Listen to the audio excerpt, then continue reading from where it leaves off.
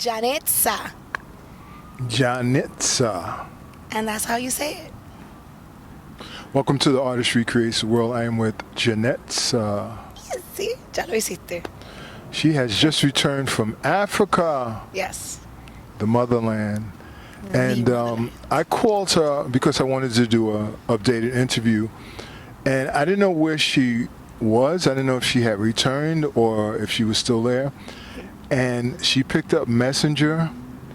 Mm-hmm. And it was like, she was like, you tell them, the energy, you were just so happy. It was just, the energy was so lovely. Mm-hmm. And I could see it right on Facebook. So how was the trip? That's broad, right? No. The trip itself, the hours to get there, annoying. What's like 17 hours? Nah, it's like going was 8 hours to Frankfurt, Germany, then to Angola, 8 more hours, 6 to 8 hours. And then coming back was 5 to 6 hours with a lot of turbulence. But that, besides that. A lot of prayers. Right. Listen, I don't like planes. I don't. So I was just there like, I'm going to go somewhere. Like, just get to the destination and be there. I was blessed with the opportunity to go on a cultural exchange in Angola, in Luanda, Angola, South Africa. It's in the south, with Resili Arts and the American School of Angola. I was given the wonderful opportunity of performing for their jazz festival. So I closed my set with At Last by Etta James. I opened up my set with Johnny's Puerto Rican Scat in A minor, which is a song that I performed here in Newark at the Newark Arts Festival for Queen Moore and a show she curated. So I wanted to bring Newark to Angola, and then now I'm bringing Angola back to Newark. And that's why I thought it was imperative that I have this talk with you today, because I've been back for 4 days. And I want to talk about it fresh in my mind, like you said. And when you called, I was with Andres, who is a visual artist that was with us there. And I was like, she's like, is that Gary? I said, yes, it is. And we picked up the phone, and you saw us in our joy, in our happiness, in our home away from home. There's so much I learned out there that makes total sense with what I grew up with over here, with what my parents grew up with in Cuamo, Puerto Rico. Like, even the colors of the flag of Cuamo are red, yellow, and black, 3 stripes, right?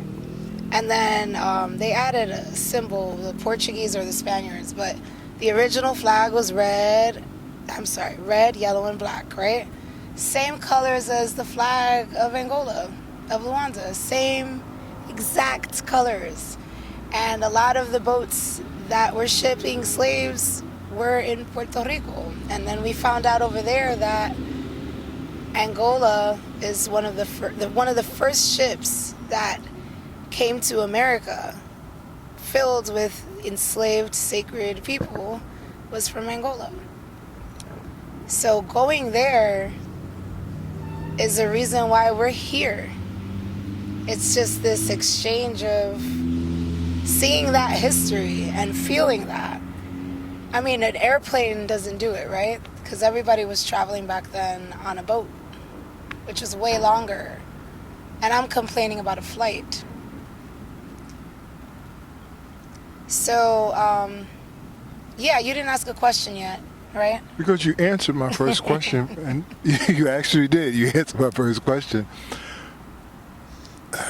It's so much, so I don't want to be too broad. Yeah, right. Let's talk about what you felt or what you saw in terms of the art as compared to here. The art, man, look. She's smiling. She's man, just like smiling. Look.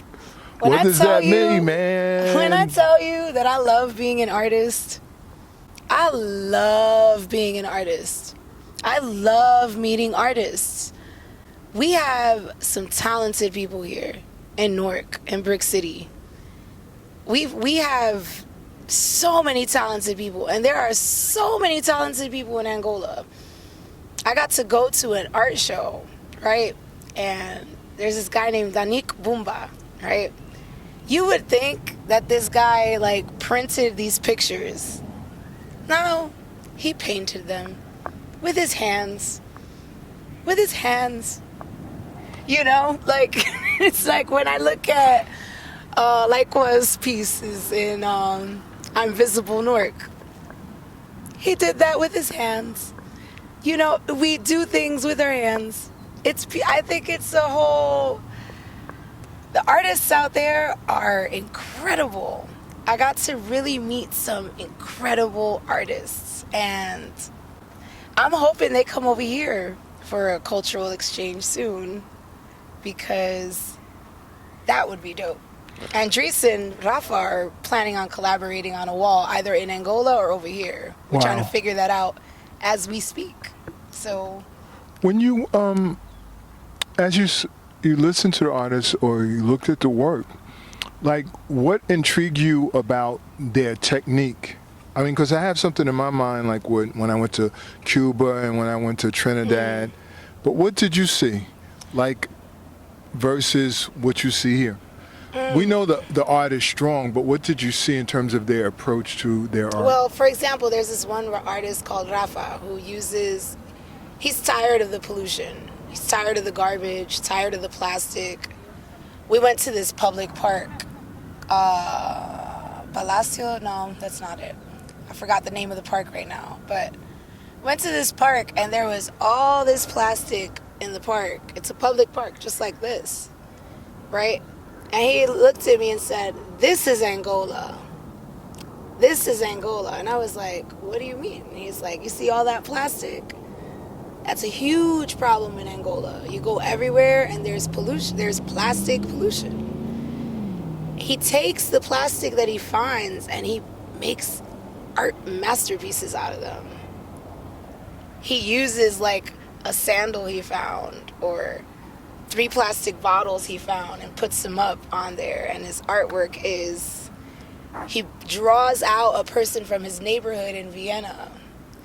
He draws a woman from a Zulu tribe who's constantly getting raped by politicians. He's drawing people that have a story to tell with the garbage that he's collecting. What a brightness, what an intelligence to deal with that very matter and turn it into something that reflects the story and that interacts with the everyday living. Right. How were you received, like in terms of your music and your energy? Oh, well, I met some amazing musicians while I was out there who performed with me at the jazz festival. And when I opened up with my Johnny's Puerto Rican Scat in A minor, which is my tribute to Sarah Vaughan, they all loved it. They didn't want it to end. And it was just literally like not even a minute long song where